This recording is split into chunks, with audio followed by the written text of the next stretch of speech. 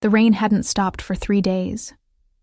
I pressed my forehead against the cold glass of the bakery window, watching the gray sheets of water transform the street into a river of forgotten dreams. My reflection stared back at me. Hollow eyes, flour-dusted apron, hair escaping from a fraying braid. 18 years old, and I looked like I'd lived 30. The smell of burnt sugar hung in the air, mixing with the yeast and desperation that seemed to permeate every corner of Moretti's bakery. My hands ached from kneading dough since 4 a.m, the cuts on my fingers stinging with each movement.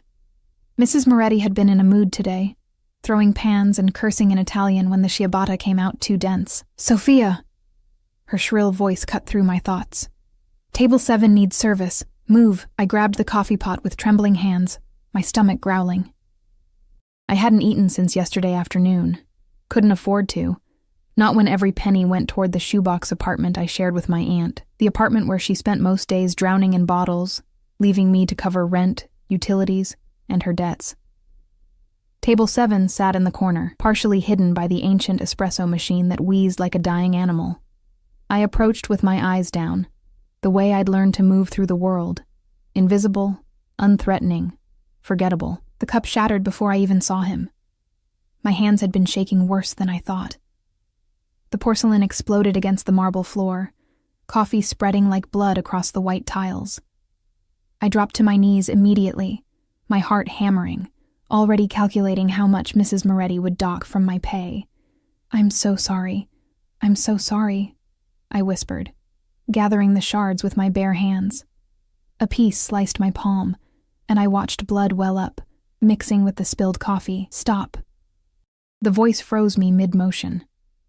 Deep, commanding, with an edge that made every nerve in my body stand at attention. I'd heard that tone before, from men who expected obedience, who didn't ask twice. Slowly, I looked up. He sat with a stillness that seemed impossible for someone so young. Mid-20s at most, but his dark eyes held centuries of shadows. The suit he wore probably cost more than I made in a year. Black, perfectly tailored, with a subtle sheen that caught the dim bakery light. His hair was dark, pushed back from a face that could have been carved from marble. Beautiful in a way that felt dangerous. But it was his eyes that trapped me. They weren't looking at my face. They were fixed on my bleeding hand with an intensity that made my breath catch. 2 men stood behind him, massive and silent, their hands clasped in front of them in a way that suggested they were hiding weapons. The other customers had gone quiet. Even Mrs. Moretti had stopped her constant muttering. "You're hurt." He said it like an accusation. "It's nothing, sir. I'll clean this up and bring you. Look at me." I did. I couldn't help it. His gaze pulled at something deep inside me, something I didn't understand. His jaw was clenched, a muscle ticking in his cheek. He was angry, but not at the mess. The emotion rolling off him felt too big, too complex for a simple accident. "Dante," he said, not breaking eye contact with me. "First aid kit. Now." One of the men behind him moved immediately, disappearing through the bakery's front door into the rain. The other remained, a wall of muscle and threat. "Sir, really, I'm fine. What's your name?" My throat felt tight. Something about him demanded truth, made lying impossible. Sophia Chen." He repeated it slowly, like he was tasting each syllable. "Sophia." Then his eyes finally released mine, traveling over my flour-covered apron, my worn sneakers, the bruise on my wrist from where I'd bumped the industrial mixer. His expression darkened with each detail. "How old are you?" 18. The word came out as barely a whisper. Something flickered across his face, satisfaction mixed with something that looked almost like pain. He leaned back, and I noticed his hands were gripping the armrests of his chair hard enough that his knuckles had gone white. The man, Dante, returned with a leather case that looked far too expensive to be a simple first aid kit. But it wasn't Dante who opened it. He stood, unfolding to his full height, and suddenly the bakery felt too small. He was at least 6'2", broad-shouldered, radiating a presence that made me want to simultaneously run toward him and away from him. He stepped over the broken cup like it didn't exist, and reached for my hand. "You can let me help you, not a request." His fingers wrapped around my wrist, gentle but absolutely firm, and the touch sent electricity racing up my arm. His hands were warm, slightly rough, and completely steady as he turned my palm up to examine the cut. I'd never been this close to someone like him. He smelled like expensive cologne, sandalwood and something darker, more mysterious, like smoke and secrets. His breathing was controlled, measured, but I could feel tension radiating from him in waves. "This needs stitches." His voice had gone cold. "I can't afford— Luca!" He snapped his fingers, and the second man stepped forward. "Call Dr. Rossini. Tell him to come to the estate immediately." "The estate?" My voice cracked. "No, sir, I have to work. Mrs. Moretti will— Mrs. Moretti." He finally looked away from me, his gaze landing on my employer who had emerged from the kitchen. The temperature in the room dropped 10 degrees. "This girl is injured on your premises. Explain to me why she was working with equipment while clearly exhausted." Mrs. Moretti's face went pale.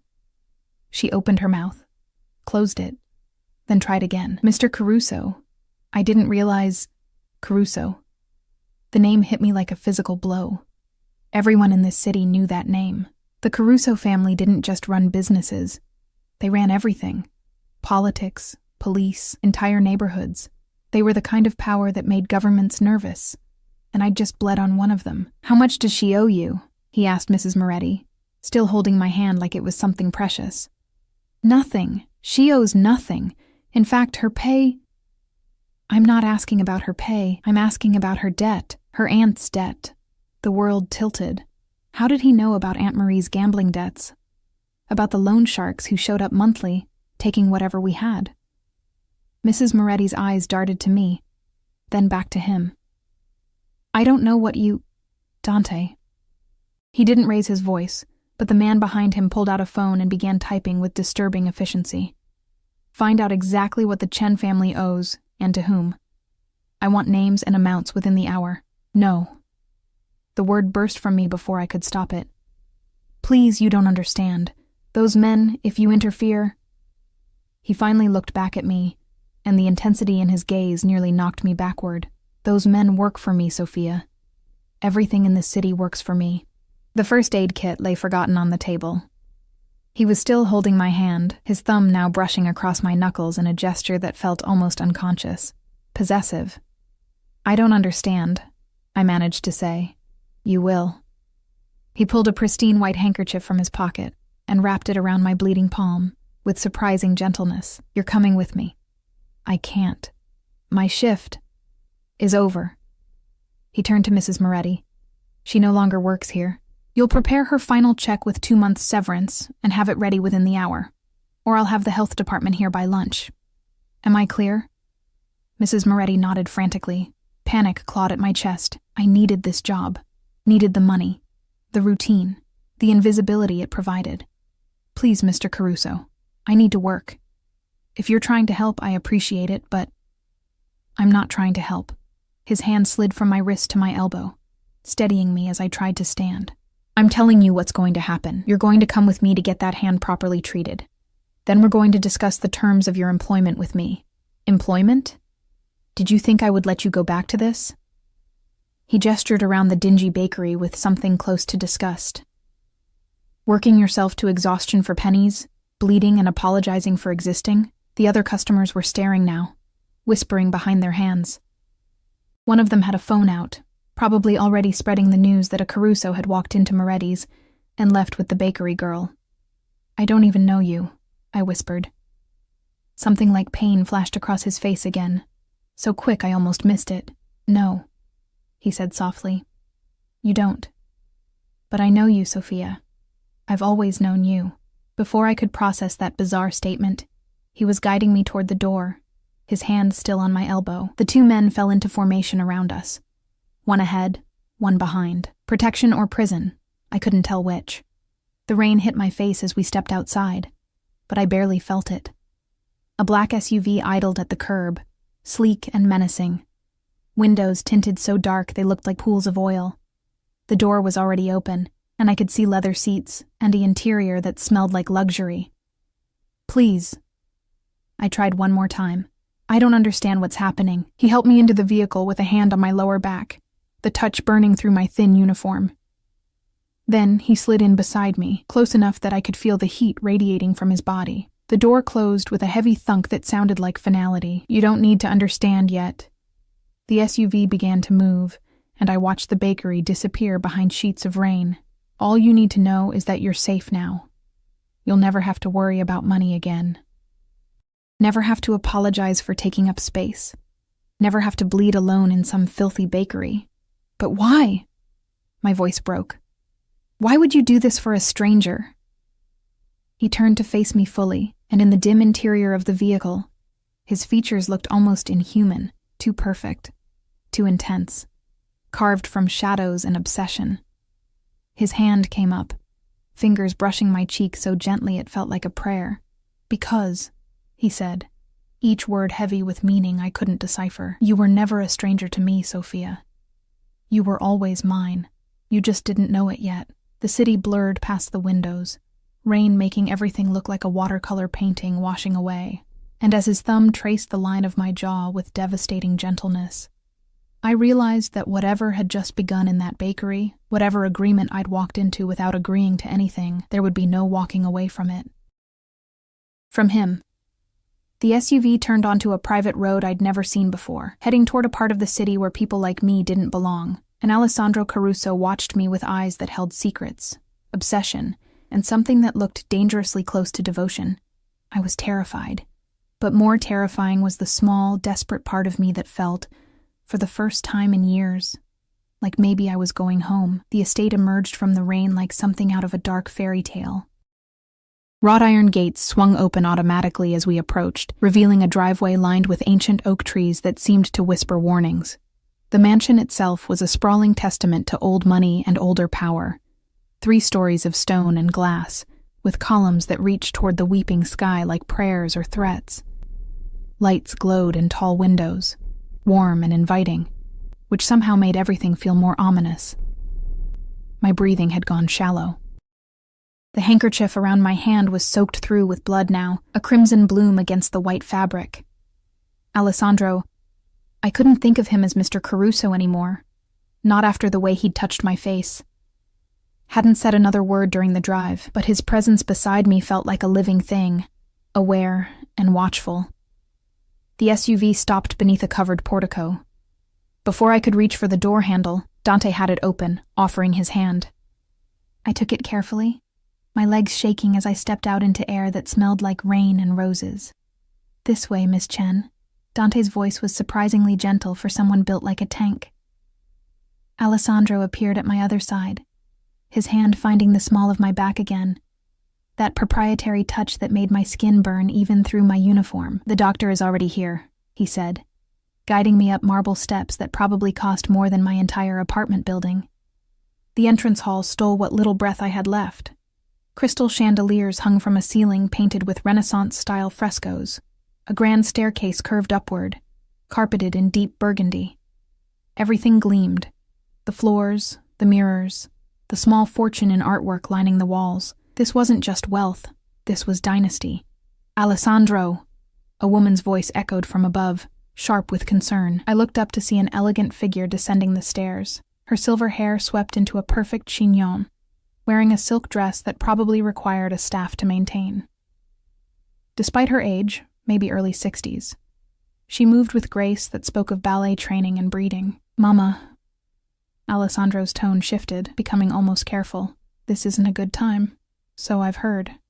Her dark eyes, so like her son's, landed on me, and I watched her expression cycle through surprise, calculation, and something that looked almost like recognition. You brought a girl home. The girl, if the rumors from town are to be believed. Dr. Rossini is waiting in the study, Alessandro said, his hand pressing more firmly against my back, not moving me forward, but holding me close, shielding me. His mother descended the last few steps, her gaze never leaving my face. She was beautiful in a severe way, the kind of beauty that came with expectations and disappointments. She's bleeding on my marble. I looked down in horror. Sure enough, drops of blood had fallen from my wrapped hand, creating a trail of crimson dots across the pristine white floor. I'm so sorry, I didn't mean... Stop apologizing. Alessandro's voice cut through my panic. Mama, this is Sophia Chen. Sophia, my mother, Isabella Caruso. You'll become acquainted later. Right now she needs medical attention. Chen. Isabella repeated the name like she was placing it in a file cabinet in her mind. The daughter of... Later, something dangerous edged Alessandro's tone. His mother heard it too, because she stepped aside, though her eyes continued tracking me as we passed. The study was all dark wood and leather, books lining the walls from floor to ceiling. A fire crackled in a massive fireplace, warming the space against the chill of the rain outside. An elderly man with wire-rimmed glasses and a doctor's bag stood waiting, his expression neutral but professional. Dr. Rossini, thank you for coming. Alessandro finally released me, but only to guide me toward a leather chair positioned near the fire. The heat felt incredible after the cold rain, and I found myself sinking into the cushions without meaning to. Of course, Mr. Caruso, the doctor approached with the easy confidence of someone who'd made house calls to this family for decades. Now, let's see what we have here. Alessandro remained standing beside my chair, so close that I could feel the fabric of his trousers brush against my shoulder. As Dr. Rossini unwrapped the blood-soaked handkerchief, I saw Alessandro's jaw clench, that muscle ticking again. It's not as bad as it looks, the doctor said after a moment, gently probing the wound. I winced, and Alessandro's hand immediately came to rest on my shoulder. Heavy, warm, grounding. A few stitches should do it. The cut is clean. I'll need to numb the area, Dr. Rossini continued, pulling supplies from his bag. You might feel a pinch. I nodded, trying to focus on anything but the man standing over me like a dark angel. The fire, the rain against the windows, the smell of old books and expensive whiskey. But my awareness kept returning to Alessandro's hand on my shoulder, his thumb now moving in small circles against my collarbone. The injection stung. I bit my lip, refusing to make a sound, and felt Alessandro's grip tighten. When I glanced up at him, his eyes were fixed on my face with that same unsettling intensity, like he was memorizing every micro-expression. How long has she been working at that bakery? He asked Dr. Rossini, though he was still looking at me. I couldn't say, Mr. Caruso. She has old burn scars on her forearms, defensive wounds on her hands. She's underweight, probably hasn't eaten properly in weeks. He cataloged my failures like evidence in a trial. When was the last time you had a full meal, Sophia? The question caught me off guard. Yesterday. Lunch. Yesterday. He repeated it flatly. It's nearly 6 p.m. You've worked since 4 a.m. on an empty stomach. Dr. Rossini had begun stitching, the needle pulling through my numbed flesh. I watched rather than feel, fascinated and disturbed by the black thread weaving through my skin like embroidery. Dante, Alessandro said without turning. I hadn't even realized the man had followed us into the study. Have the kitchen prepare a full meal. Something warm, nutritious, and bring it to the East Wing guest suite. The East Wing? Dr. Rossini's hands paused for just a moment. That's quite close to the family quarters. I'm aware. Alessandro's tone suggested the conversation was over. Mr. Caruso. I tried again, my voice sounding small in this massive room full of power and secrets. I appreciate the medical attention, truly. But I should go home. My aunt will be worried, and I have to find another job. Your aunt is currently passed out on her couch with 2 empty vodka bottles. He said it without cruelty, just stated it as fact. And you won't need another job. You'll be working here. Here? I looked around the study, trying to imagine what role someone like me could possibly fill in a place like this. Doing what? Whatever I need you to do. He finally moved, circling around the chair to crouch in front of me, bringing his face level with mine. Up close, I could see tiny flecks of gold in his dark eyes, a small scar above his left eyebrow. You'll live here, in the East Wing. You'll have your own suite, your own staff. Your aunt's debts will be cleared. You'll want for nothing. My heart was hammering so hard I was certain he could hear it. That sounds like a prison?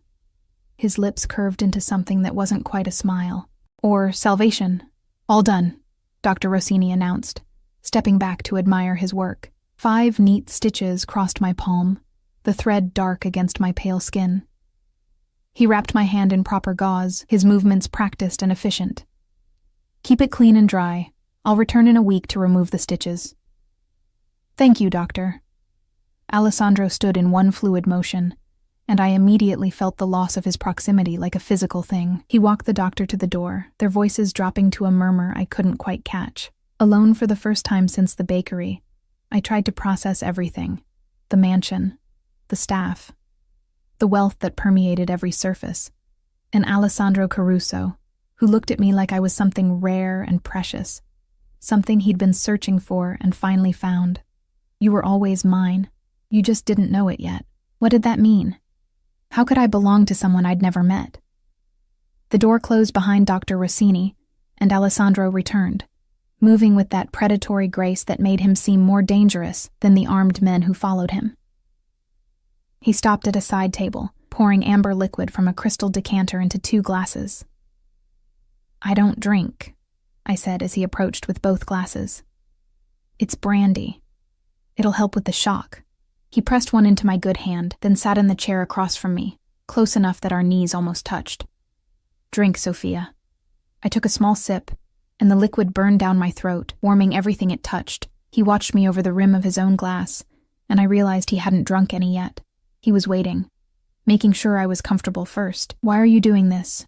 The question came out steadier than I felt. "Which part?" "All of it. Taking me from the bakery. Bringing me here. The doctor. The job offer. If that's what this is." I gestured around with my bandaged hand. "You don't know me." "But I do." He set his glass down with deliberate care, then leaned forward, elbows on his knees. The firelight cast shadows across his face, making him look even more otherworldly. "I've known you since you were 14 years old, Sophia. Since the day you moved into that apartment with your aunt after your parents died." Ice flooded my veins. "How do you—" "I was 21, already running parts of my father's empire, learning how to be the man everyone expected me to become." His eyes never left mine. "I saw you at the grocery store on 3rd Street. You were buying the cheapest brands of everything, counting coins, trying to figure out how to make $10 feed 2 people for a week. You wore a jacket 3 sizes too big, and you kept apologizing to everyone, even when they bumped into you." The memory hit me like a wave. I remembered that day, remembered the shame of counting pennies at the register while people behind me sighed impatiently. Remembered the cold walk home with bags that felt heavier than they should. "You watched me buy groceries?" My voice came out strangled. "I watched you survive." He reached across the space between us, his fingers finding my uninjured hand. "I watched you for 4 years, Sophia. Watched you work yourself sick at that bakery. Watched you give everything to an aunt who gave nothing back. Watched you fade a little more each day, becoming invisible, because you thought that was safer than being seen. This wasn't romantic. This was terrifying. That's obsession?" He supplied the word I couldn't say.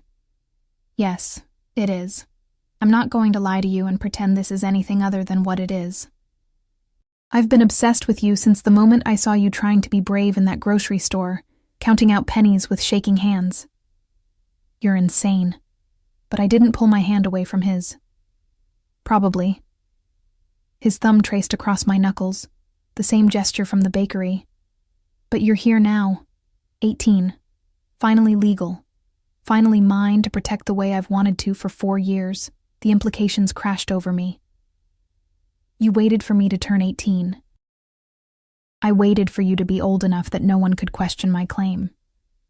He said it without shame, without apology. "I've eliminated every man who looked at you wrong, paid off debts you didn't know existed, made sure you had work at that bakery when others were being laid off. I've been taking care of you from the shadows, Sophia. Now I'm bringing you into the light." My mouth had gone dry. This man, this beautiful, terrifying man, had been orchestrating my life for years. The loan sharks who stopped coming last year, mine. They report to me now. They were never going to touch you. The landlord who didn't raise our rent. I own the building. My aunt's tab at the liquor store. I pay it. Every week. I should have been screaming. Should have been running for the door, demanding to leave, calling for help. But the desperate, exhausted part of me, the part that had been drowning for 4 years, wanted to sink into the life he was offering. Wanted to let someone else carry the weight for once. This is crazy. I whispered. Yes. He brought my hand to his lips, pressing a kiss to my knuckles that felt like a brand. But you're not going to leave, because you're just as tired of surviving as I am of watching you suffer. The fire crackled. The rain continued its assault on the windows. And Alessandro Caruso held my hand like it was the only thing keeping him tethered to the earth. What happens now? I asked, hating how small my voice sounded. Now? He stood, pulling me up with him. Now I show you to your room. You eat. You rest. Tomorrow we'll discuss the details of your new position here. And what position is that? He smiled then. Really smiled. And it transformed his face from merely beautiful to absolutely devastating. My wife. The world tilted. What? You'll marry me, Sophia. Willingly or not, you'll marry me. He began leading me toward the door, his hand once again on my back. But I'm hoping for willingly. I've waited 4 years. I can wait a few more weeks for you to understand that this is where you belong. My legs moved automatically, following him out of the study and up that grand staircase. My mind was screaming, but my body felt numb, disconnected. Marriage. To a man I'd met hours ago, a man who'd been watching me for years. A man who looked at me like I was oxygen. We reached the 2nd floor, then continued up to the 3rd. This level was quieter, more intimate. Fewer servants rushing about. The carpet here was plush beneath my feet, muffling our footsteps. Alessandro stopped at a door, opening it to reveal a suite that made my entire apartment look like a closet. 4-poster bed with silk sheets. A sitting area with velvet furniture. Floor-to-ceiling windows overlooking the gardens, currently shrouded in rain. A door that led to what looked like a bathroom bigger than my bedroom. This is yours, he said, watching my reaction. Everything in this room is yours. The clothes in the closet, I had them prepared in your size. The bathroom is fully stocked. If you need anything at all, there's a phone on the nightstand that connects directly to the staff. I walked in slowly, running my good hand along the footboard of the bed. The wood was smooth, expensive, real. This wasn't a dream. This was happening. The door locks from the inside, he continued. I won't enter without your permission, not until you're ready. I turned to face him. This man who'd turned my life inside out in a matter of hours. And if I'm never ready? Something dark flickered across his expression. Then I'll wait. I'm a patient man, Sophia, but make no mistake. You are mine. You've been mine since you were 14 years old and counting pennies. You just need time to accept it. He started to leave, then paused in the doorway. Your dinner will arrive in 20 minutes. After you eat, there's a bath waiting. Get some rest. We have much to discuss tomorrow. Alessandro, I said, testing his name on my tongue. He went still, every line of his body tensing. This is kidnapping. No. He turned back to me, and the look in his eyes was pure possession. This is rescue. You just don't know it yet. The door closed behind him with a soft click, and I was alone in a room that cost more than everything I'd ever owned combined. I walked to the window, pressing my forehead against the cool glass, watching the rain. Somewhere in the city, my aunt was passed out drunk. My old life was dissolving like sugar in water, and in this mansion, in these silk sheets, in the dark eyes of Alessandro Caruso, a new life waited. A life I hadn't chosen, but maybe, whispered that desperate part of me. Maybe it was the life I'd been drowning my way toward all along. I didn't sleep. How could I? In a bed that felt like sleeping on clouds. In a room where every shadow might hide watching eyes. The dinner had arrived as promised. Roasted chicken with herbs I couldn't name, vegetables that actually tasted like something, bread that melted on my tongue. I'd eaten mechanically, my mind replaying every word Alessandro had spoken. I've been obsessed with you since the moment I saw you. The bath had been torture in its luxury. Water that stayed hot, soap that smelled like jasmine, towels so soft they felt like sin. I'd found pajamas in the closet, silk, of course, in a deep emerald that made my pale skin look almost luminous. Everything fit perfectly. He'd been watching me long enough to know my exact measurements. That thought should have terrified me more than it did. Now I sat by the window as dawn broke over the estate, painting everything in shades of rose and gold. The rain had finally stopped, leaving the world washed clean and glittering. Gardens stretched as far as I could see, manicured hedges, marble fountains, paths that wound between trees older than the country itself, a prison in paradise. A knock at the door made me jump. "Miss Chen?" A woman's voice, accented and gentle. "May I enter?" I pulled a robe around myself, another perfectly fitted item from the closet, and opened the door. A woman in her 50s stood there, her dark hair streaked with gray, wearing a simple black dress with a white apron. Her face was kind, weathered by years of smiling. "I'm Maria," she said, "the head housekeeper. Mr. Caruso asked me to help you prepare for breakfast. May I come in?" I stepped aside, and she entered with the easy familiarity of someone who'd worked in this house for decades. She carried a garment bag and a small case. "You didn't sleep," she observed, setting her items on the bed. Not a question. "No. I wouldn't either, in your position." She unzipped the garment bag, revealing a dress that made my breath catch. Deep blue, simple but elegant, with a cut that suggested sophistication without being overtly expensive. "But if I may offer some advice, Miss Chen?" "Sophia, please, Sophia." She smiled warmly. "Mr. Alessandro is many things. Dangerous, certainly. Possessive, absolutely. But cruel, never. Not to those he cares about. He doesn't know me well enough to care about me." Maria's laugh was soft, knowing. "Oh, child. He's known you longer than you think. I've worked for this family for 30 years. I've seen him grow from a boy into the man he is now. And in all that time, I've never seen him look at anyone the way he looks at you." She gestured for me to sit at the vanity, and I obeyed without thinking. Her hands were gentle as she began brushing my hair, working through the tangles with practiced ease.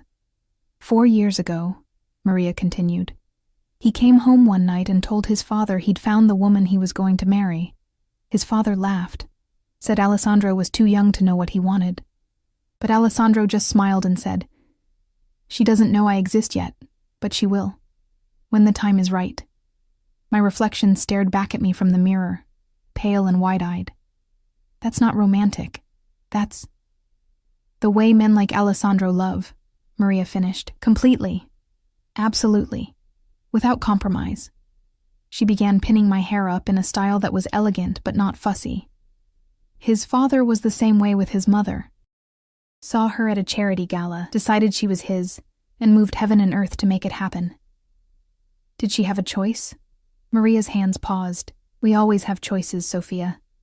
The question is which choice we can live with." She met my eyes in the mirror. "You could run. He wouldn't stop you. But where would you run to? Back to that apartment? Back to working yourself to death in that bakery? Back to invisibility?" The words hit harder than I expected because they were true. What was I running back to? A life of exhaustion and fear? An aunt who barely remembered I existed? A city that had never noticed when I was drowning?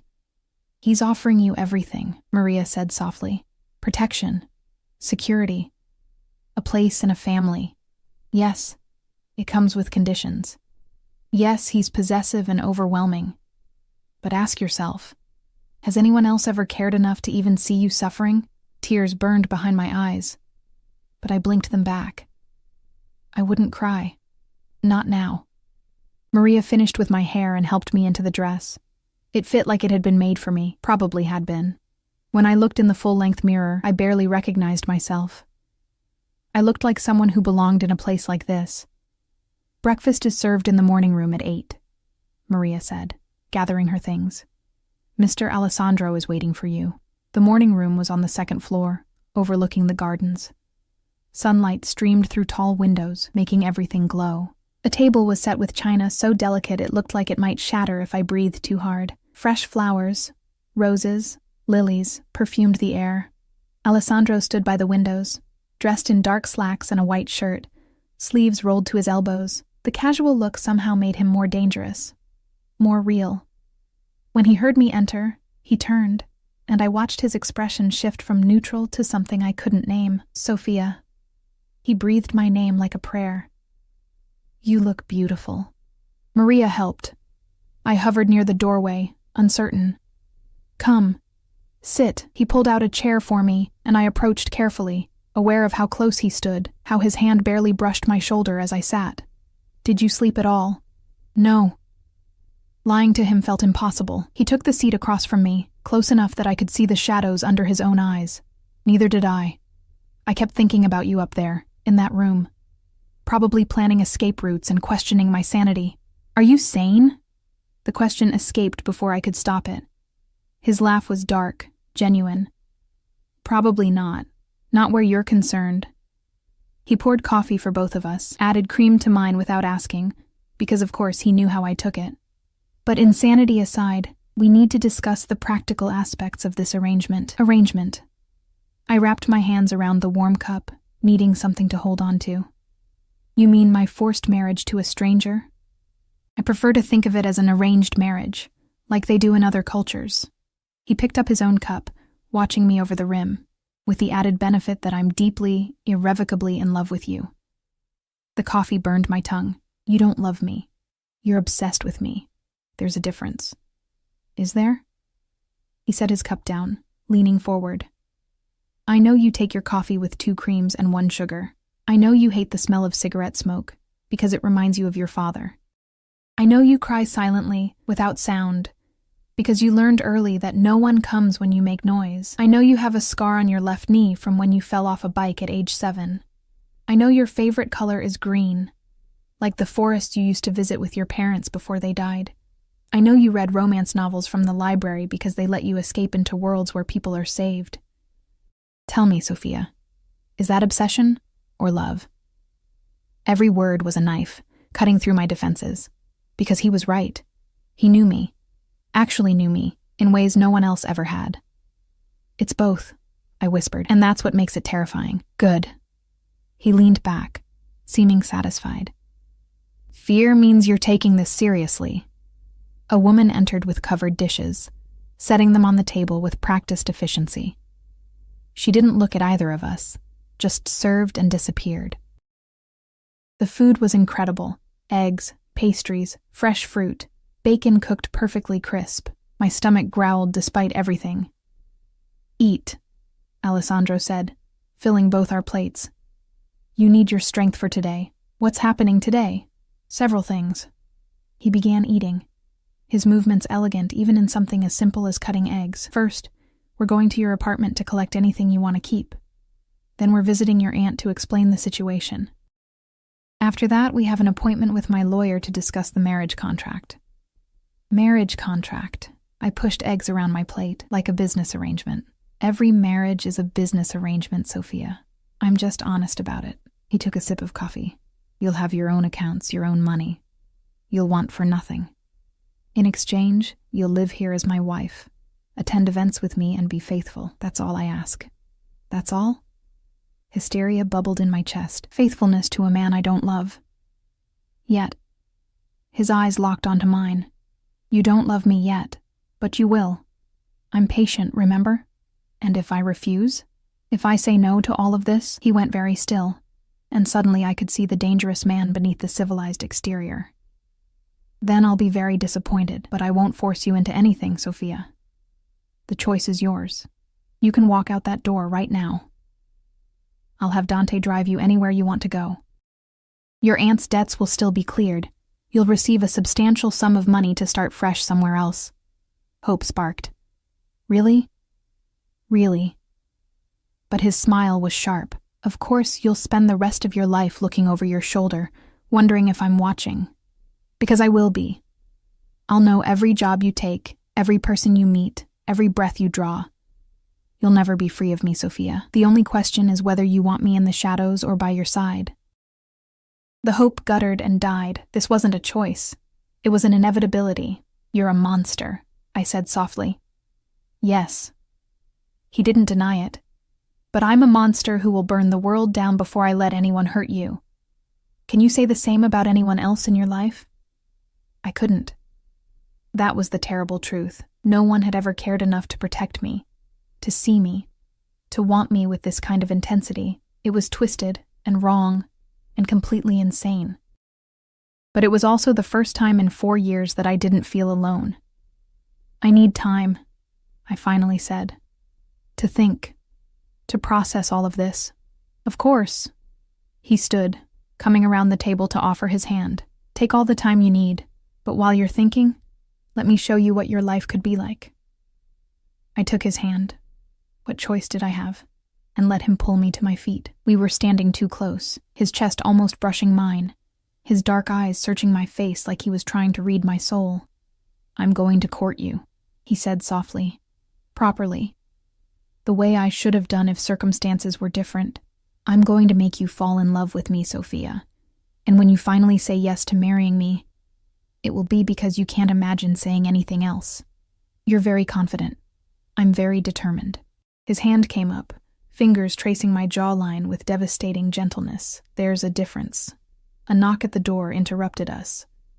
Dante entered, his expression carefully neutral, despite surely seeing how close we stood.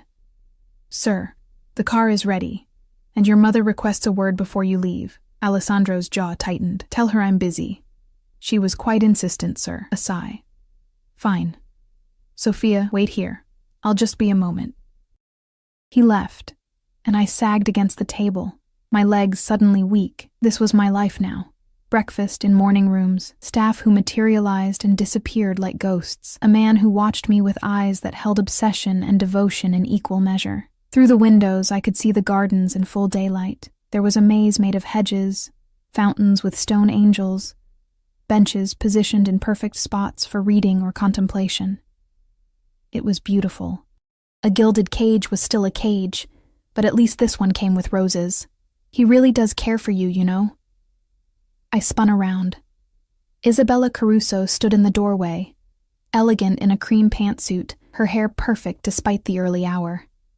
She moved into the room like a queen surveying her domain. Mrs. Caruso, I didn't hear you. I wanted to speak with you privately. She poured herself coffee with steady hands. Before this goes any further, you should understand what you're getting into. I don't think I'll ever understand what I'm getting into. Her laugh was bitter. No, probably not. Caruso men don't come with instruction manuals. She studied me over her cup, but they do come with certain expectations. Loyalty above all else, public perfection, private understanding that what happens within these walls stays within these walls. I don't understand. You will. She set her cup down with a soft clink. My husband, Alessandro's father, was very much like his son, obsessive, possessive, utterly devoted to the things he claimed as his. I was 19 when he decided I was going to be his wife. I had no choice in the matter either. Did you ever love him? Something flickered across her face. I learned to. Or perhaps I simply learned that love and possession sometimes look very similar. She moved closer. Her perfume, expensive, floral, washing over me. Alessandro is softer than his father ever was. He actually cares if you're happy. His father only cared if I was obedient. That's a low bar. Welcome to the Caruso family, she reached out, straightening the collar of my dress with maternal efficiency. A word of advice, Sophia. Don't fight what's inevitable. Alessandro has decided you're his. Nothing and no one will change his mind. You can make this hard on yourself, or you can accept it and find what happiness you can within the parameters he set. That's not happiness. That's survival. Sometimes they're the same thing. She stepped back, examining me like I was a painting she was considering purchasing. You're stronger than you look. You'll need to be. There are people who won't be happy about Alessandro choosing an outsider. People with daughters they hoped he'd marry. People who see you as a weakness they can exploit. Are you threatening me? No, child. I'm warning you. Her expression softened slightly. Despite everything, I think you might actually be good for him. He's been half alive for 4 years, going through the motions, waiting for you. Now that he has you, he's dangerous again, focused. That's good for the family. Just try not to break his heart. Men like Alessandro don't recover from that kind of wound. Before I could respond, Alessandro returned, his expression darkening when he saw his mother. I thought I told Dante. You did. I ignored him. Isabella moved toward the door with grace. I was just getting to know your future wife. She's lovely, Alessandro. Treat her better than your father treated me. That's not a high bar, Mama. No. She paused in the doorway. But you're capable of clearing it. Don't disappoint me." She left, and silence filled the room. Alessandro ran a hand through his hair, suddenly looking exhausted. "I apologize for my mother. She means well, but she has a tendency to tell the truth," I finished. "Warn me that I'm entering a world I don't understand?" "Both." He offered his hand again. "Are you ready to face your old life? To say goodbye to it?" I looked at his hand, strong, steady, offering both salvation and prison. Then I looked at my own, still bandaged from yesterday's accident that had started all of this. The cut that had bled on marble floors and led me here, to this moment, to this choice that wasn't really a choice at all. I took his hand. "Let's go," I said. His fingers closed around mine, warm and possessive and terrifyingly gentle. And as we walked out of that morning room, down those grand stairs, toward a car that would take us to my old apartment, I realized something that made my heart race with fear and something else I couldn't name. I didn't want to let go. The apartment building looked even worse in daylight. Peeling paint, cracked windows, graffiti splashed across the entrance like angry prayers to gods who'd stopped listening. The contrast between this and the Caruso estate was so stark, it felt like we'd traveled to a different country. I pressed my forehead against the SUV's window, suddenly nauseated. "You lived here for 4 years." Alessandro's voice held barely controlled fury. He sat beside me, his body rigid, his hands clenched into fists on his thighs. 4 years in this, it was all we could afford. I cut him off. Defensive despite everything, not everyone is born into mansions. "No." His hand found mine, gripping tight. "But no one should have to live like this either. Especially not you." Dante and Luca flanked the vehicle as we exited, their eyes constantly scanning, hands positioned near concealed weapons. The neighbors who normally congregated on the stoop scattered like roaches when they saw the SUV, the suits, the aura of danger that surrounded Alessandro like cologne. The elevator was broken, had been for months, so we climbed 5 flights of stairs that smelled like urine and desperation. My legs remembered every step, every crack in the concrete, every stain I'd learned to avoid. Alessandro's fury seemed to grow with each floor, his breathing becoming more controlled, more dangerous. "This is it," I said, stopping at 5C. The door was scratched and dented, the number barely visible. I could hear the television blaring inside, some morning talk show my aunt watched religiously while nursing hangovers. I knocked. No answer, knocked harder. "What do you want?" My aunt's slurred voice came through the door. "If you're here about money, I ain't got none. Aunt Marie, it's me. Sophia." Silence. Then shuffling footsteps, the sound of multiple locks being undone. The door cracked open, revealing my aunt's bloodshot eyes and unkempt hair. She was still in yesterday's clothes, makeup smeared, reeking of alcohol and cigarettes. "Sophia?" She blinked, confused. "Why ain't you at work? And who the hell are—" Her eyes landed on Alessandro, and I watched recognition flicker across her face. Fear followed immediately after. "Mr. Caruso, I wasn't expecting—" "Mrs. Chen." Alessandro's voice was pure ice. "We need to talk." "May we come in?" My aunt stumbled backward, and we entered the apartment that had been my prison for 4 years. One main room serving as living room, kitchen, and dining area. A bathroom barely big enough to turn around in. 2 bedrooms. Mine little more than a closet. The place was a disaster. Empty bottles, overflowing ashtrays, dishes piled in the sink, the stench of decay and neglect.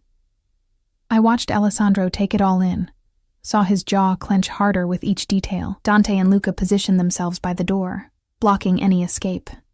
"Sophia, baby, what's going on?"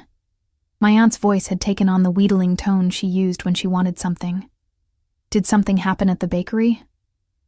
"You could say that." Alessandro moved deeper into the apartment, his presence making the cramped space feel even smaller.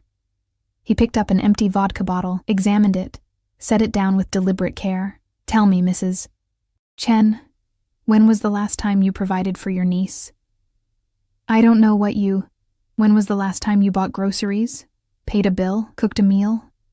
His voice remained calm, which somehow made it more terrifying. When was the last time you were sober long enough to notice that Sophia was working herself to death to keep you fed and housed? My aunt's face crumpled. Now wait just a minute. I'm not interested in excuses. Alessandro turned to face her fully, and I saw my aunt shrink back. I'm here to inform you that Sophia will no longer be living here or supporting you. Your debts have been cleared. This apartment has been paid for 6 months in advance. What you do after that is your concern. She's my niece. You can't just take her. I'm not taking her. She's choosing to leave. There's a difference.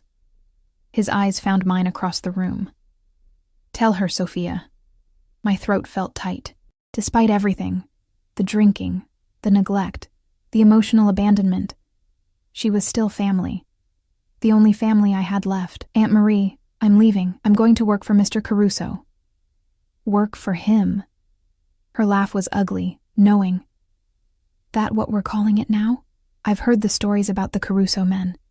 They don't hire girls your age to work, sweetheart. Finish that sentence. Alessandro's voice dropped to something lethal. Please. I'd love to hear what you think I intend to do with your niece while you've been drinking yourself unconscious every night. My aunt's mouth snapped shut. That's what I thought. Alessandro gestured to me. Get what you need. We're leaving. I moved to my tiny bedroom on autopilot, pulling out the battered suitcase I'd brought from my parents' house 4 years ago. There wasn't much to pack. A few changes of clothes, all worn and faded, some photos of my parents, a jewelry box with my mother's necklace. Books from the library I'd never returned because I couldn't bear to part with them. Is this everything? Alessandro appeared in the doorway, filling the small space.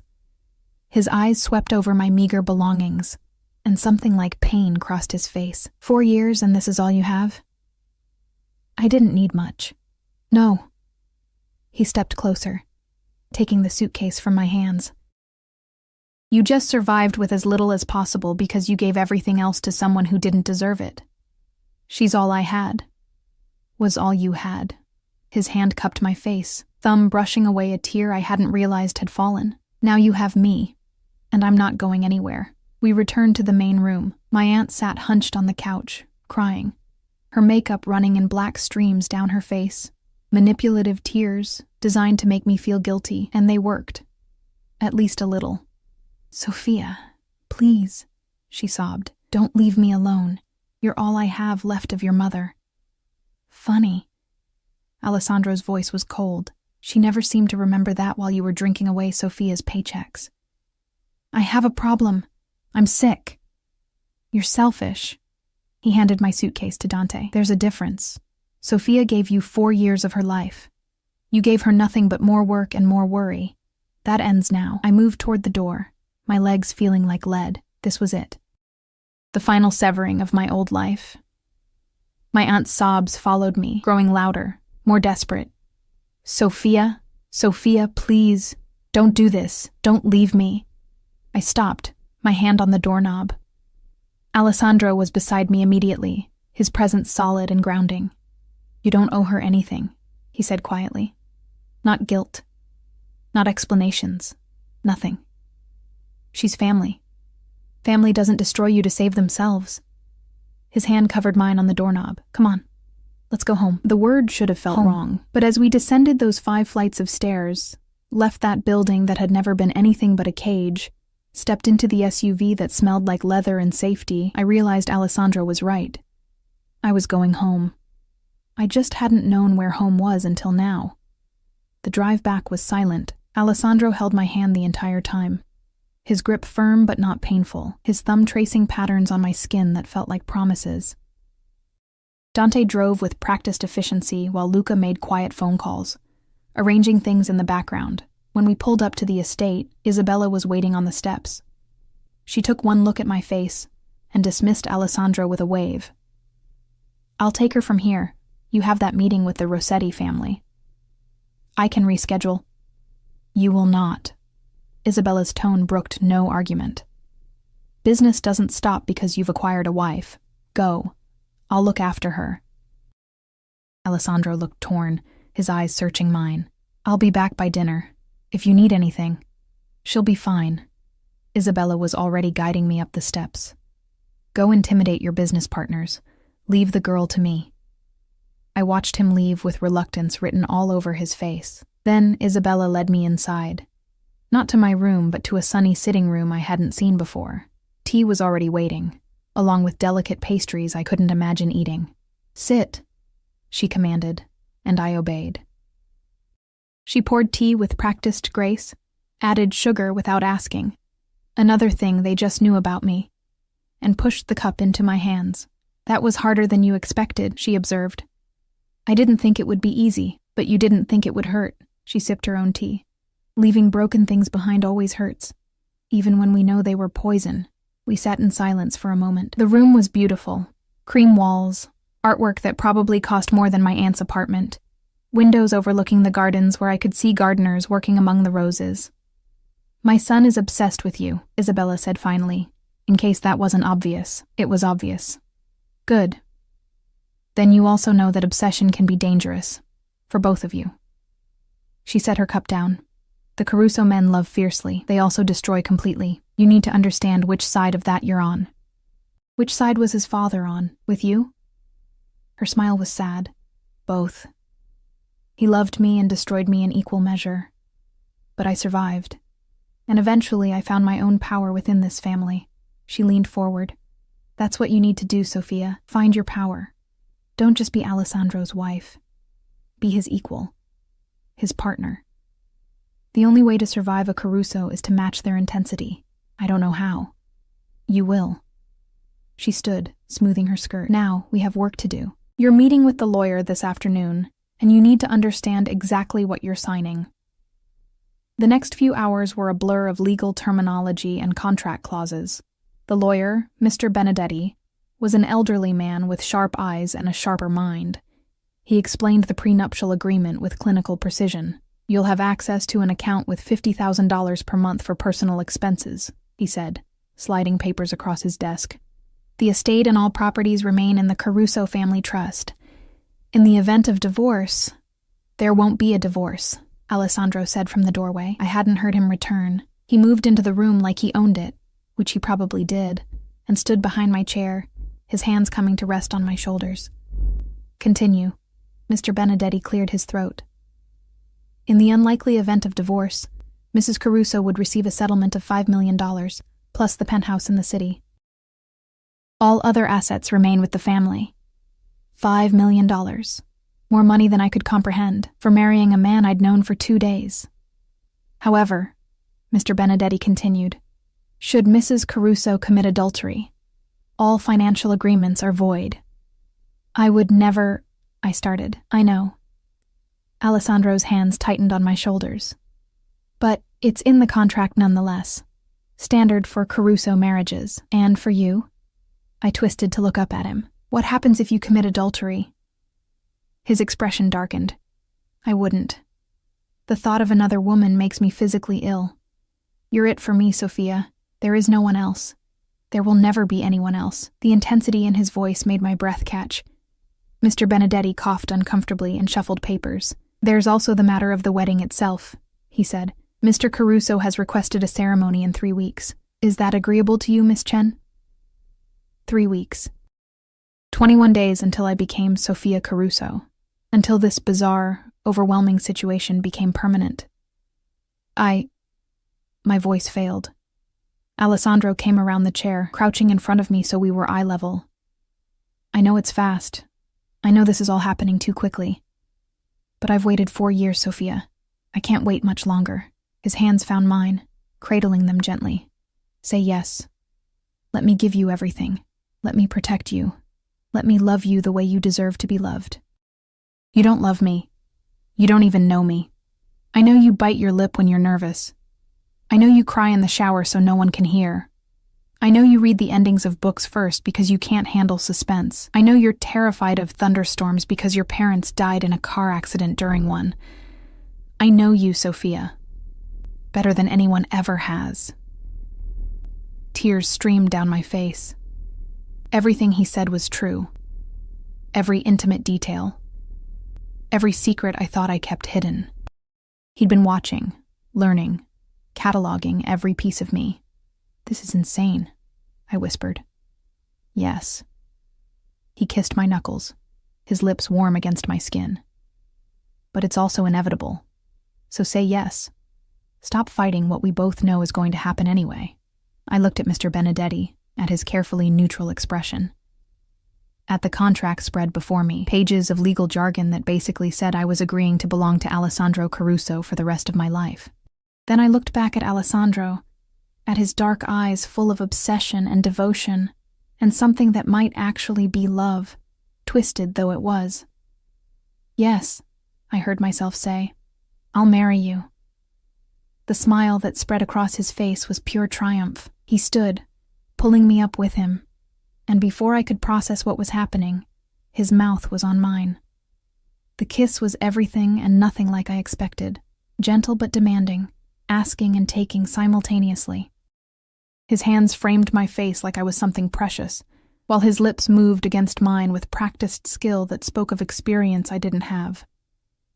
I'd been kissed before, fumbling teenage attempts that meant nothing. This was different. This was a claiming. When he pulled back, we were both breathing hard. Mine, he whispered against my lips. Finally mine.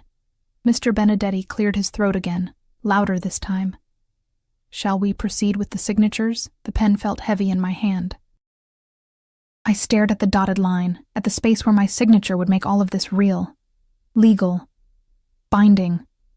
Alessandro's hand covered mine, steadying it. Together, he said softly. I signed. Sophia Chen, for the last time. In 3 weeks that name would be gone, replaced by one that carried weight and danger and power. Congratulations, Mr. Benedetti said, gathering the papers. I'll file these immediately. Alessandro was already pulling me toward the door, his excitement palpable.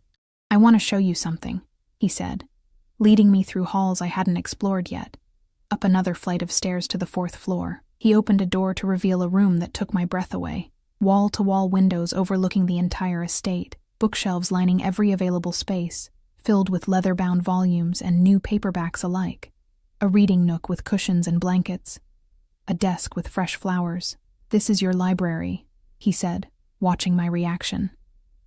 I had it prepared for you. Every book you ever checked out of the public library is here, plus hundreds more I thought you'd like. I walked in slowly, running my fingers along the spines. Pride and Prejudice, Jane Eyre, the entire Bronte collection, modern romances with bent covers, everything I'd ever loved, plus treasures I'd never dared to dream of owning. How did you? I told you. I've been paying attention. He came up behind me, his chest against my back, his arms wrapping around my waist. Everything you've ever wanted, Sophia. I'll give it to you. Books, clothes, jewelry, travel, anything. You just have to ask. And all it costs is my freedom. No. He turned me to face him, his expression serious. All it costs is your trust. Trust that I'll take care of you. Trust that I'll never hurt you the way your aunt did. Trust that when I say I love you, I mean it with every fiber of my being. You're asking for a lot, I know. His forehead rested against mine, but I'm offering everything in return. The sun was setting, painting the library in shades of gold and amber. In 3 weeks, I'd be his wife. In 3 weeks, this would be my life. Libraries and luxuries, obsession and devotion. A man who'd destroy the world for me but wouldn't let me leave, a gilded cage. But standing there in Alessandro's arms, surrounded by books and beauty, I realized something terrifying. I was starting to like my cage. The wedding was in 2 days. I stood in front of the full-length mirror in what would soon be our bedroom. Alessandro had insisted I move into the master suite after the engagement, watching seamstresses make final adjustments to a dress that cost more than a car. Ivory silk, hand-embroidered with pearls, fitted to my body like it had grown there. I looked like a princess from one of those books in my library. I looked like someone else entirely. Bellissima, Maria whispered, tears in her eyes. Mr. Alessandro will lose his mind when he sees you. The past 3 weeks had been a whirlwind. Days filled with dress fittings, menu tastings, meetings with wedding planners who treated every detail like a military operation. Nights filled with dinners where Alessandro watched me like I might disappear. conversations where he learned my present while I slowly uncovered fragments of his past, and moments of carefully controlled physical affection that left me wanting more and terrified of what more meant. He'd kept his word. He hadn't pushed, hadn't demanded, hadn't entered my room without permission. But the tension between us had grown with each passing day, winding tighter until I felt like I might shatter from the anticipation alone. "All finished, Miss Chen," the head seamstress announced, stepping back to admire her work. "You're perfect. Perfect." I'd never been perfect at anything. And yet here I stood, about to marry into one of the most powerful families in the country, wearing a dress worth a fortune, looking like I belonged. "Thank you," I managed. "It's beautiful." They helped me out of the dress with reverent care, packaging it away like the treasure it was. I changed back into jeans and a cashmere sweater. My wardrobe had exploded in 3 weeks, filled with clothes I'd never dreamed of owning, and headed downstairs. Alessandro was in his study as usual. The door was ajar, and I could hear him speaking in rapid Italian, his tone clipped and dangerous. I'd learned that tone meant business, meant someone had displeased him, meant violence simmered just beneath his civilized surface. I knocked softly. The conversation stopped immediately. "Entra," he said, then switched to English. "Come in, Sophia." He sat behind an enormous desk, papers spread before him, a glass of whiskey at his elbow. He'd loosened his tie, rolled up his sleeves, and the sight of his forearms, strong, dusted with dark hair, did something to my insides that I didn't want to examine too closely. "Everything all right with the dress?" he asked, setting down the phone. "Perfect. They're finished." "Good." He stood, moving around the desk with that predatory grace I'd come to recognize. "I have something for you." From a drawer, he pulled out a black velvet box, not a ring box. We'd already done that ceremony, me wearing an engagement ring with a diamond so large it felt obscene. This was larger, rectangular. "You didn't have to. Open it." He placed it in my hands, then stepped back, watching my face intently. Inside lay a necklace that made my breath stop. Diamonds and sapphires arranged in an intricate pattern, each stone catching the light and throwing rainbows across the study. It was museum quality, the kind of jewelry that appeared in magazines with armed guards beside it. "Alessandro, I can't..." It was my grandmother's. He took the necklace out carefully, moving behind me. She wore it on her wedding day. My grandfather gave it to her the night before. Told her it was a promise, that he would give her the world, but she had to trust him to do it. His fingers brushed my neck as he fastened the clasp, and I shivered. The necklace settled against my skin, heavy and warm and priceless. Did she trust him? Eventually. His hands rested on my shoulders, and I could see our reflection in the window. Him tall and dark behind me dwarfed by his presence, wearing jewels worth a fortune. It took time. But she learned that when a Caruso man loves, he loves completely. Without reservation. Without end. I turned to face him, the necklace cold against my throat. And did he make her happy? He tried. Every day he tried. Alessandro's hand came up, fingers tracing the line of jewels across my collarbone. Some days he succeeded, some days he failed, but he never stopped trying. That's all I can promise you, Sophia. I'll try every day to make you happy, and if I fail, I'll try harder the next day. What if it's not enough? Then I'll keep trying until I die. His voice was fierce, absolute. There is no scenario where I give up on you, on us. You need to understand that. Before I could respond, his phone rang. He glanced at it, and his expression darkened. I need to take this. Business that can't wait. Of course. I started to leave, but his hand caught my wrist. Keep the necklace on. I want to see you wearing it at dinner. The call lasted hours. I spent the time in my library, trying to read but unable to focus. The necklace felt like a collar, beautiful but binding, a reminder of what I was becoming. Who I was becoming. Mrs. Alessandro Caruso. Dinner was tense. Alessandro was distracted, his mind clearly elsewhere. Isabella picked at her food with aristocratic disinterest. The silence stretched, broken only by the clink of silverware against china. There's been a complication, Alessandro said finally, setting down his fork. Nothing that affects the wedding, but I need to handle something tonight. I'll be gone until morning. What kind of complication? Isabella's eyes were sharp. The Morettis are making noise about territory disputes. Nothing I can't handle. He looked at me. I'm sorry. I wanted our last night before the wedding to be... It's fine, I forced a smile. I understand. Business comes first. His jaw tightened. You come first. Always. But this can't wait. He left shortly after, taking Dante and Luca and an SUV full of armed men. I watched from the window as the convoy disappeared down the drive, red taillights swallowed by darkness.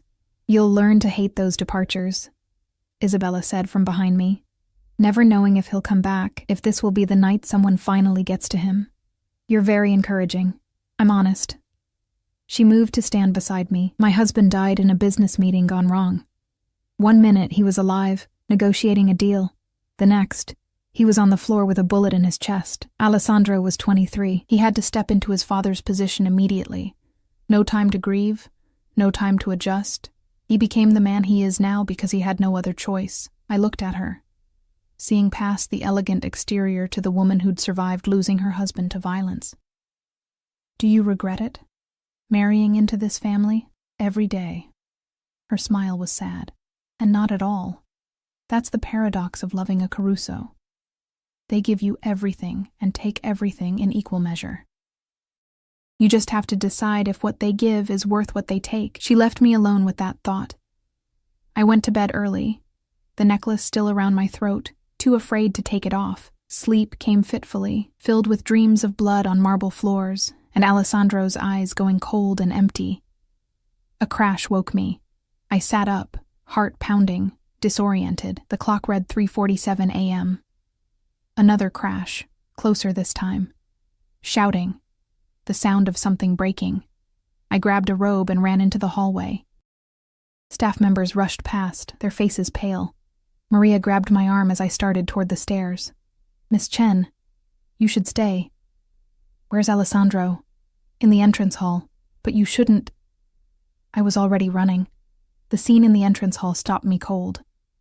Alessandro stood in the center, his white shirt soaked with blood, his knuckles split and bleeding. Dante and Luca flanked him, also bloodied but standing. And on the marble floor, that pristine white marble, a man lay unconscious, his face a mess of blood and broken teeth. Alessandro! I didn't think, just ran to him, my hands frantically searching for wounds. Are you hurt? Where's all this blood from? Not mine.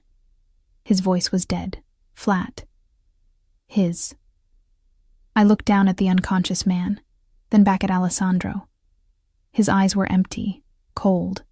The eyes of the monster he'd promised he could be. This was the man who ran a criminal empire. This was the danger everyone had warned me about. I should have been terrified.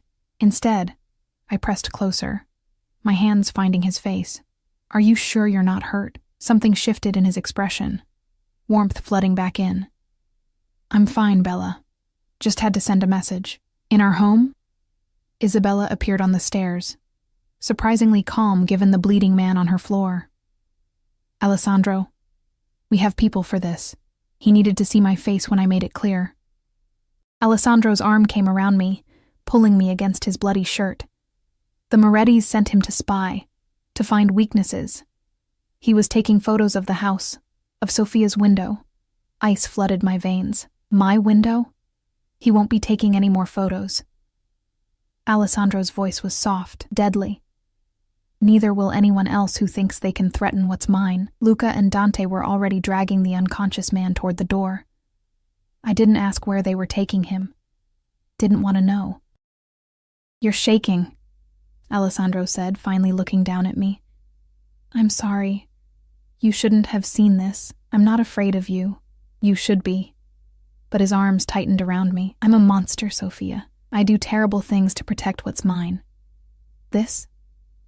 He gestured to the blood, the violence. This is who I really am. I looked up at him, at this man who'd been watching over me for 4 years, who'd given me everything, who'd just beaten someone unconscious for taking photos of my room. I know who you are. I've always known. You told me from the beginning, and you're still here. I'm still here. And I realized it was true. I'd had 3 weeks to run, to change my mind, to refuse this life. but I hadn't.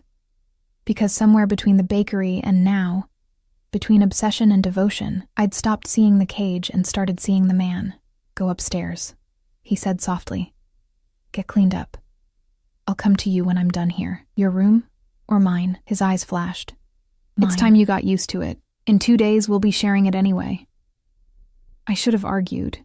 Should have maintained the boundaries we'd carefully constructed. Instead, I nodded and headed upstairs, my heart racing for entirely different reasons now. 45 minutes later, he appeared in the doorway of his bedroom. Our bedroom. He'd showered, changed into pajama pants and nothing else, his hair still damp. The cuts on his knuckles were bandaged. Come here, he said quietly. I went to him, and he pulled me against his bare chest, his arms wrapping around me completely. We stood like that for a long moment, just breathing together, his heart beating steady against my ear. I would kill for you, he whispered into my hair. I would burn this entire city down before I let anyone hurt you. Does that terrify you? Yes.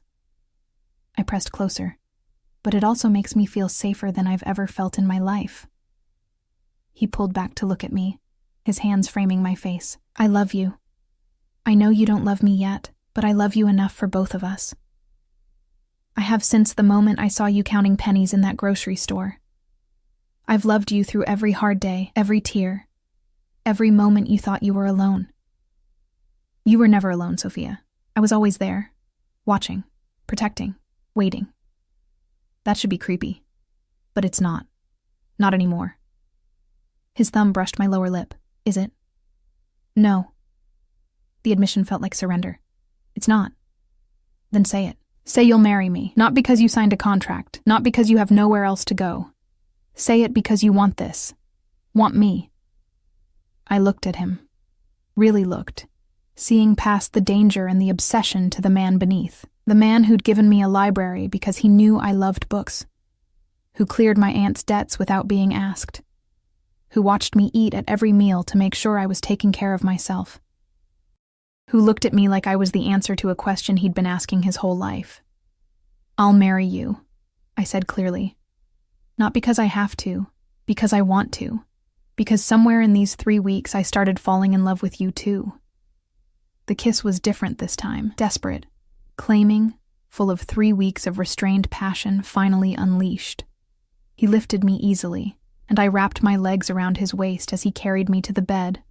Our bed. We fell together into silk sheets, and his weight on top of me felt like coming home. After the wedding, he said against my lips, his control clearly fraying, we do this right. Wedding night, tradition, all of it. 2 days. 2 days. He rolled onto his back, pulling me onto his chest, my head over his heart. And then you're mine in every way, legally, spiritually, physically. Mine.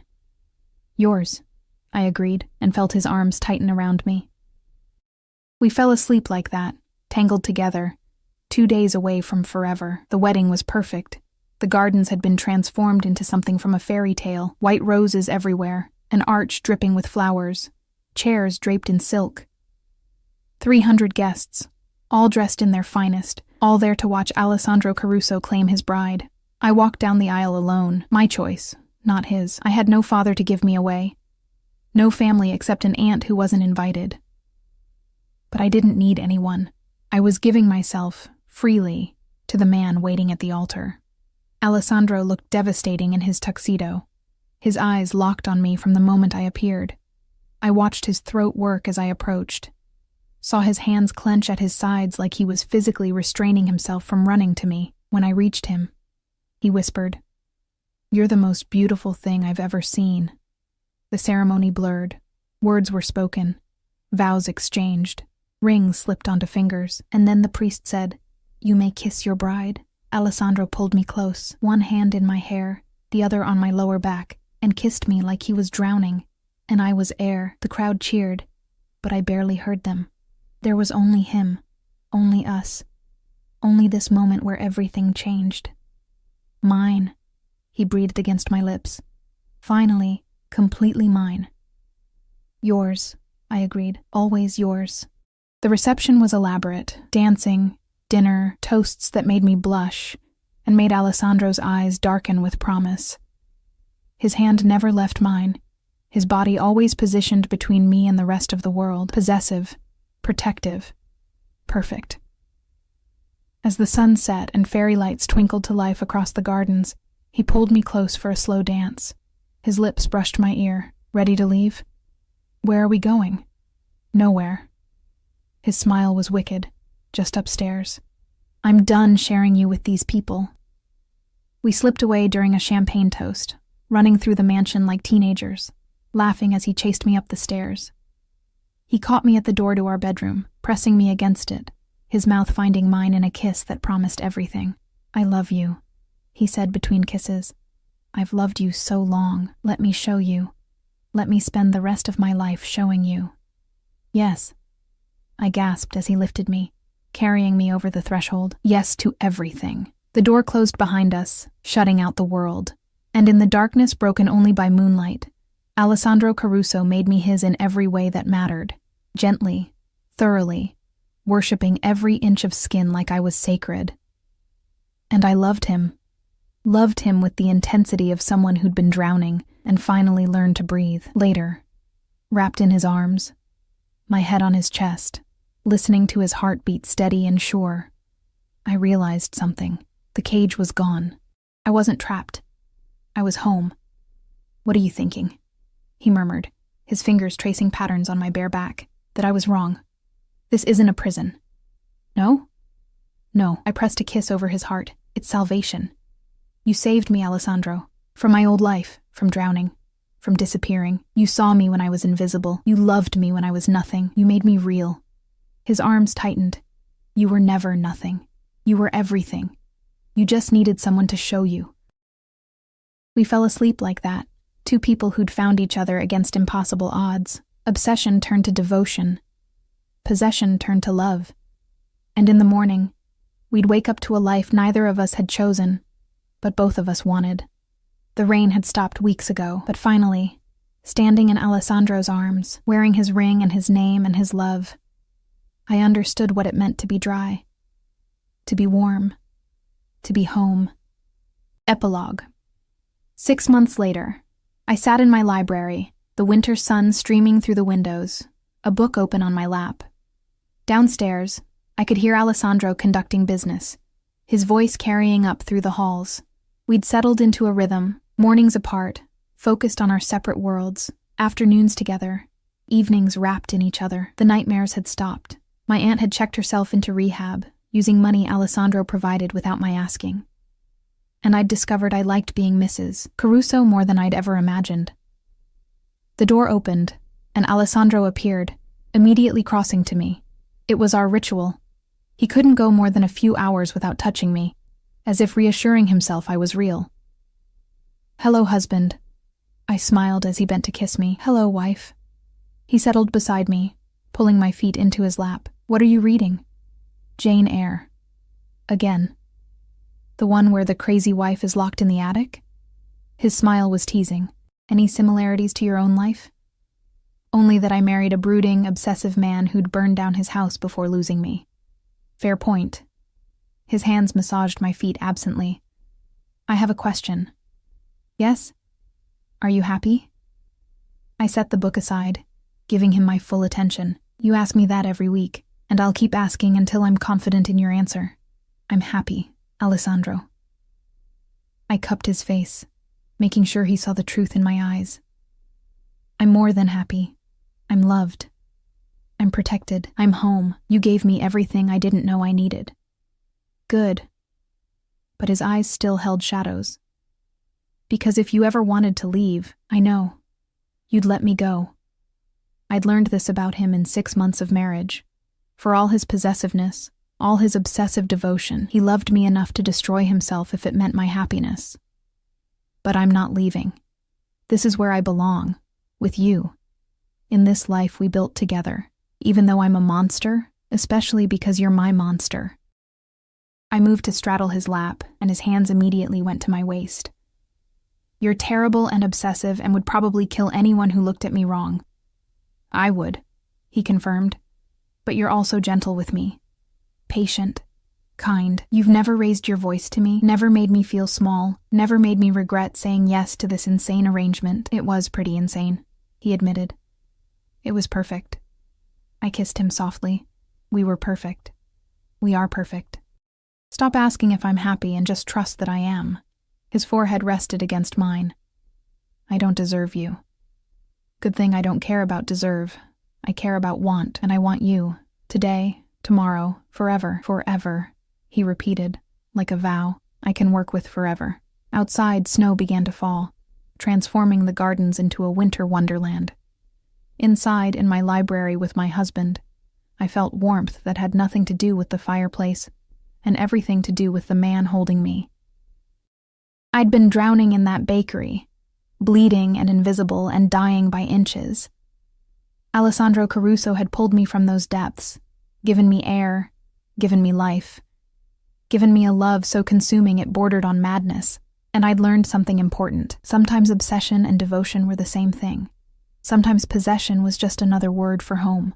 Sometimes the cage was really salvation wearing a different face. I was Sofia Caruso now, wife to a mafia boss, queen of a criminal empire. Owner of more books than I could read in a lifetime. And I'd never been happier. The rain had stopped falling, the sun was shining, and I was finally, completely, impossibly home.